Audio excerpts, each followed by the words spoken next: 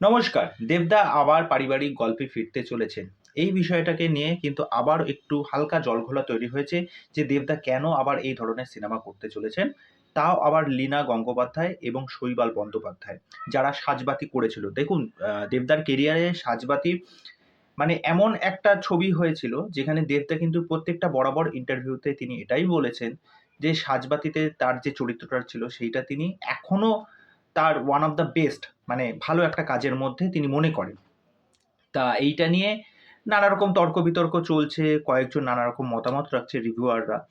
তা সেখানে বলছে যে কেন দেবদা আবার এই সিরিয়ালধর্মী কাজ করতে চলেছে। দেখুন, দেবদা আমি এটা আগেও বলেছিলাম যে খাদানের মতো প্রজেক্ট বা রঘু ডাকাতের মতো প্রজেক্ট যে আমাদের বাংলার যা অবস্থা সেখানে কিন্তু বারবার এই ধরনের কাজ কিন্তু আসাটা খুব চাপের এবং সেটা হলে তো খুবই ভালো। আমি সেটাতে একদম না করছি না। কিন্তু এই ধরনের প্রজেক্ট করার জন্য বা এই ধরনের প্রজেক্টে হাত দেওয়ার জন্য আমার তো একটা সেরকম পুঁজি থাকা দরকার। সেই পুঁজিটা আসবে কোথা থেকে? এই যে ফ্যামিলি ড্রামা যে এই যে কালচারটা এটা তো আজ থেকে হয়ে আসছে না। বিগত বহুদিন ধরে আছে এবং দেবদা তার প্রিভিয়াস যে কটা ছবি করেছেন সেটা 'কিশমিশ' হোক, 'প্রজাপতি' হোক আমি কিন্তু এটা বরাবর বলে এসেছি যে সেইগুলোর যদি একটা স্ট্রং মেসেজ বা একটা হোল্ড মানে দর্শকের কাছে বা দর্শক আসনে সেই সিনেমাগুলো যদি জায়গা না পেত, সেই সিনেমাগুলো যদি সেরকম কালেকশন না করতে পারত, আজকে কিন্তু এরকম একটা বড় লেভেলের কাজ কিন্তু দেবদা নিয়ে আসতে পারত না।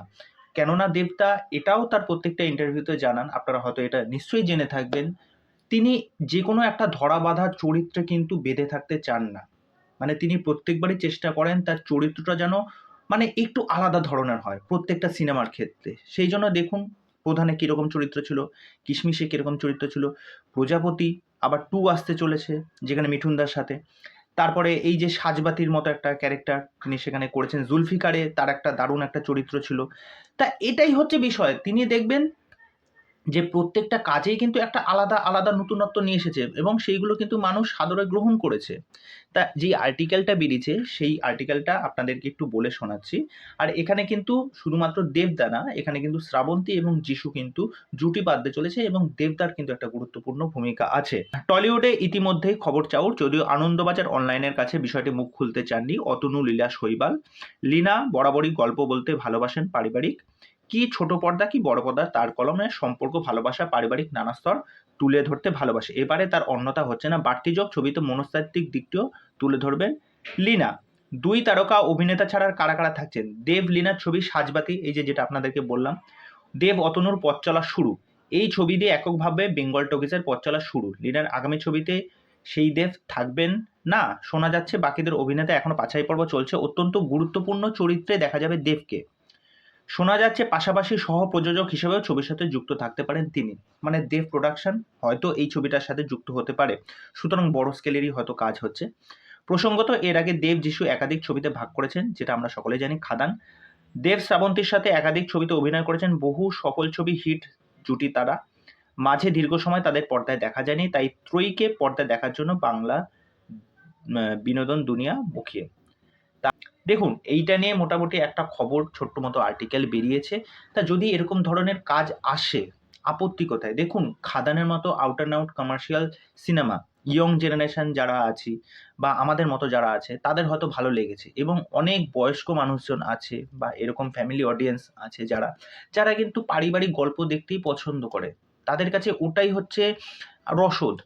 সুতরাং এই ধরনের ছবি যদি হয় তাতে আপত্তি কিসের? আপত্তি তো কিছুই নেই। কেননা আমাকে তো সব দিকটা বুঝতে হবে। শুধুমাত্র যে একটা খাদানের মতো কাজ নিয়ে আসলাম বা রঘু ডাকাতের মতো কাজ নিয়ে আসলাম, আমি তো এগুলো না করছি না। এগুলো হোক। এইগুলো যত এরকম ইতিহাস নির্ভর কথা বা আমাদের ফেলে আসা যে সমস্ত সংস্কৃতি, কালচার এই সমস্ত মানুষজনের কাহিনী যখন বড় পর্দায় নিয়ে আসবে, এগুলো তো মানুষ সাদরে গ্রহণ করবেই। এগুলোকে ভালোবাসা দেবেই। দেখুন না, রঘু ডাকাতের মতো কাজ যেটা ২০২১ থেকে চিন্তাভাবনা হচ্ছিল, ২০২১ কি ২০ থেকে চিন্তাভাবনা হচ্ছিল, আজকে গিয়ে সেইটা শুভ মুহূর্ত হয়ে গেল। তার আগে দেখুন, মানে এইটা কবে আসার কথা ছিল? তার আগে কিন্তু খাদান চলে আসলো। ঠিক আছে? তা পরপর তো এরকম ভালো, ভালো কাজ আসবেই। সুতরাং এই ধরনের কাজগুলোকেও কিন্তু সাপোর্ট করার দরকার। এই ধরনের কাজগুলো নিয়ে কথা বলার আগে না একটু ভাবনা চিন্তা করা দরকার।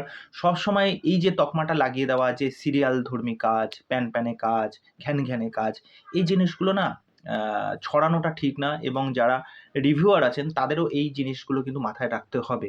দেখুন, এখন শুধুমাত্র এটা একটা ছোট্ট আর্টিকেল বেরিয়েছে। এইটার ভিত্তিতে কখনো আপনি যে কি কাজ আসতে চলেছে, এই মানুষজন বা এই পরিচালকরা আদৌ কি সেই কাজ করতে পারবে কিনা, তাদের মধ্যে সেই পোটেনশিয়াল আছে কিনা, মানে তাদেরকে না প্রশ্নবাণে জর্জরিত করবেন না। তাদের কাজ নিয়ে বা তাদের কতটা ট্যালেন্ট আছে সেইটা নিয়ে কখনো প্রশ্নচিহ্ন রাখবেন না। ঠিক আছে? তা এই বিষয়টা নিয়ে তোমাদের কি মতামত সেটা অবশ্যই আমাকে কমেন্ট করে জানিও। তো চলো আজকের ভিডিও এখানে শেষ করছি। পরবর্তী ভিডিওতে আবার দেখা হচ্ছে। আর চ্যানেলে এসে চ্যানেলটাকে সাবস্ক্রাইব করে দে। এভাবে সাথে থেকো, ভালোবাসা দিও। বাই।